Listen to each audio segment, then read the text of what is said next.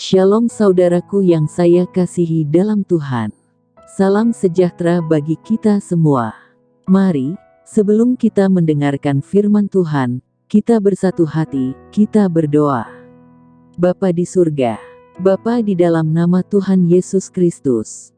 Saat ini kembali lagi, kami akan mendengarkan firman Tuhan.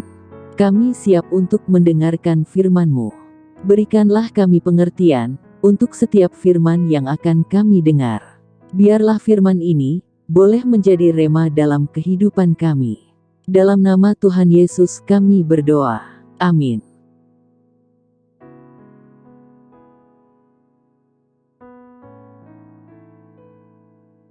Judul renungan hari ini, dalam segala hal, Tuhan punya rencana.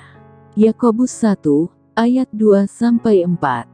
Saudara-saudaraku, anggaplah sebagai suatu kebahagiaan apabila kamu jatuh ke dalam berbagai-bagai pencobaan. Sebab kamu tahu bahwa ujian terhadap imanmu itu menghasilkan ketekunan.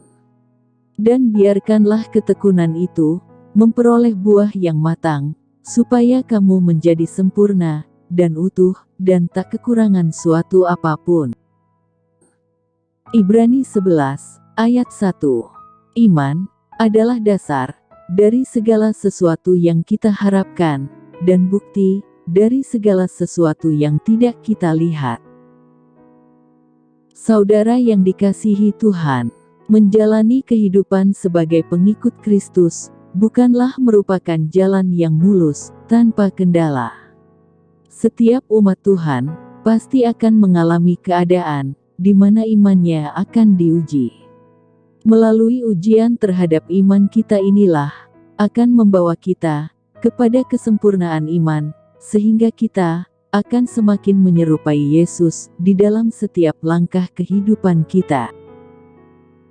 Tidak jarang, kita sebagai umat Tuhan tidak sabar dalam menghadapi ujian ini.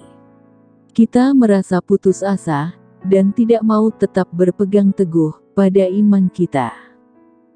Padahal Tuhan tidak akan memberikan pencobaan melebihi dari kekuatan yang kita miliki.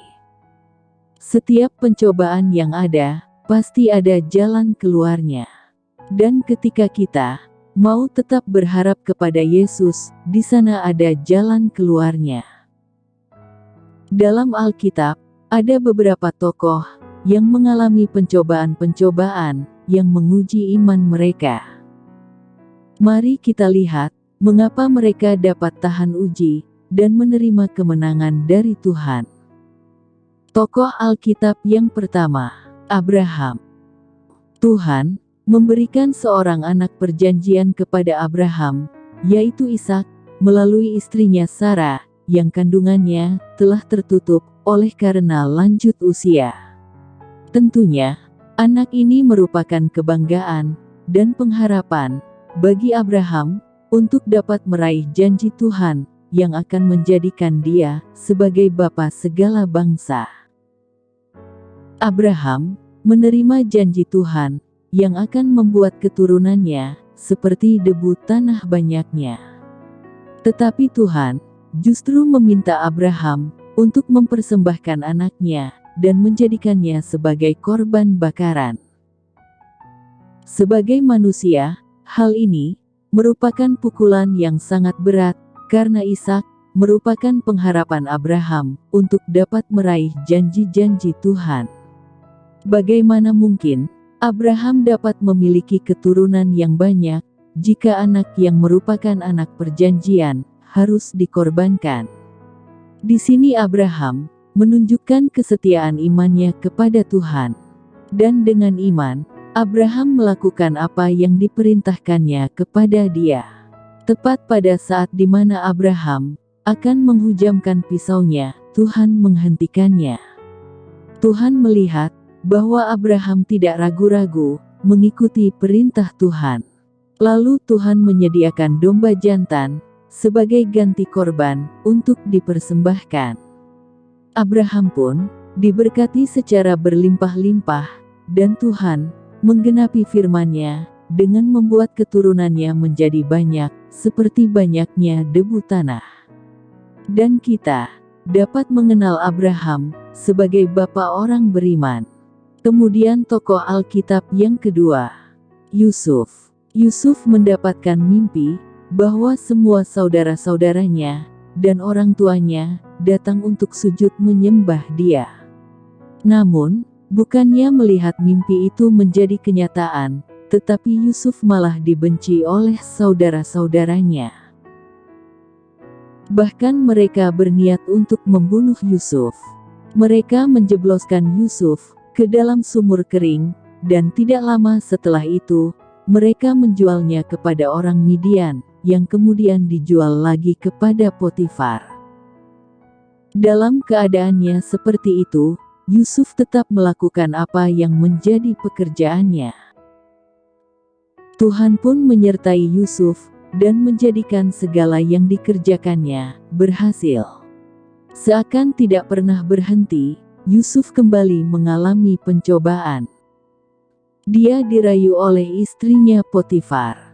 Tetapi Yusuf tetap tidak mau tergoda, dan justru mendapatkan fitnah. Yusuf dijebloskan ke dalam penjara, karena dituduh menggoda istri Potifar. Sekali lagi, Tuhan tetap menyertai Yusuf di dalam penjara, dan membuat dia menjadi kesayangan bagi kepala penjara. Berbagai kejadian dialami oleh Yusuf, sampai kepada kisah di mana dia mendapat kesempatan untuk menjelaskan arti dari mimpi Firaun. Yusuf pun mendapat perkenanan di hati Firaun, dan kemudian Firaun mengangkatnya sebagai penguasa di tanah Mesir. Di sini kita dapat melihat bahwa dalam segala kejadian yang dialami oleh Yusuf, tidak sekalipun Yusuf meninggalkan Tuhan. Oleh sebab itu, Tuhan menyertai Yusuf dan membuat segala yang dikerjakannya menjadi berhasil. Tidak hanya itu, pada masa-masa kelaparan, saudara-saudaranya pun datang ke Mesir untuk membeli makanan.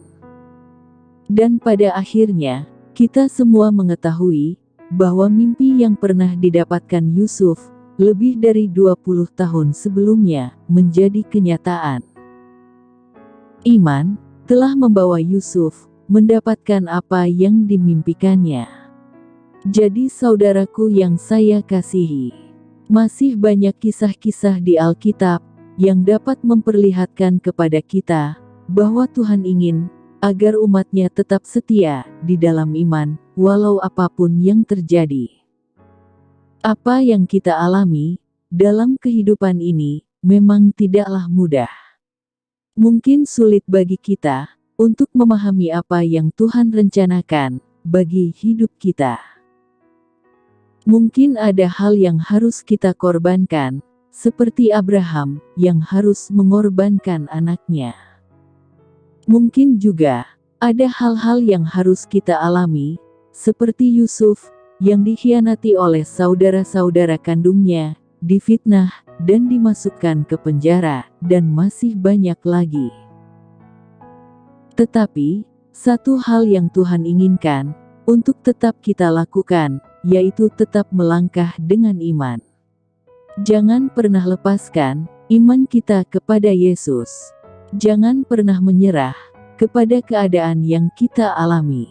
Tetap jalani langkah demi langkah dalam hidup kita, sambil menjaga iman kita kepada Yesus. Percayalah, Tuhan telah menyediakan sesuatu yang besar bagi kita. Dan Dia pasti akan menggenapi segala firman yang telah Dia janjikan bagi kita. Amin. Mari kita berdoa. Bapa di surga, terima kasih untuk firman Tuhan hari ini. Ajar kami Tuhan, untuk kami dapat senantiasa bersabar dalam setiap ujian yang kami hadapi. Berikan kami kekuatan, agar iman kami tetap teguh kepadamu. Kami percaya, bersama Tuhan, kami dapat melewati semuanya. Bersama Tuhan, kami akan mengalami kemenangan demi kemenangan. Kami percaya, dalam segala hal, Tuhan punya rencana. Terima kasih Tuhan, Meteraikanlah firman-Mu dalam hati kami. Saat ini Tuhan, kami mau bersyukur dan berterima kasih buat hari yang baru ini, buat nafas yang masih Engkau berikan bagi kami. Terima kasih buat kasih-Mu, buat kesetiaan-Mu bagi kami. Engkau Bapa kami yang baik, Bapa yang tidak pernah meninggalkan kami. Kami bersyukur mempunyai Allah yang seperti Engkau. Ya Tuhan, berkatilah kami pada hari ini. Berkatilah kami dan keluarga kami. Dalam segala aktivitas kami, pekerjaan kami dan usaha kami. Semuanya kami serahkan ke dalam tangan Tuhan. Kami percaya, Engkau Allah yang akan membuat kami berhasil. Tuntunlah kami ya Tuhan, agar di sepanjang hari ini, kami tidak melakukan hal-hal di luar kehendak-Mu. Roh Kudus, bimbinglah kami untuk selalu berjalan di dalam jalan kebenaran-Mu. Ya Tuhan, lindungilah kami dan keluarga kami dari segala kejahatan dan tipu daya iblis. Sehat-sehatkanlah kami Tuhan, agar dengan tubuh kami yang sehat ini, kami dapat memuliakan nama-Mu. Terima kasih Tuhan, kami akan melangkah di hari yang baru ini. Kami percaya, kami melangkah bersama-sama dengan Tuhan. Semoga Tuhan damai sejahtera, Gembala Agung yaitu Yesus Tuhan kita, kiranya memperlengkapi kita dengan segala yang baik untuk melakukan kehendak-Nya dan mengajarkan di dalam kita apa yang berkenan kepadanya. Oleh Yesus Kristus, bagi Dialah kemuliaan sampai selama-lamanya. Kiranya Tuhan memberkati engkau dan melindungi engkau. Tuhan menyinari engkau dengan wajah-Nya dan memberi engkau kasih karunia. Tuhan menghadapkan wajah-Nya kepadamu, memberi engkau kasih karunia dan damai sejahtera. Amin. Puji Tuhan, kita sudah berdoa pagi hari ini. Saya percaya kita sudah diberkati. Sampai berjumpa kembali dalam doa kita nanti. Selamat pagi, selamat beraktivitas. Tuhan Yesus memberkati.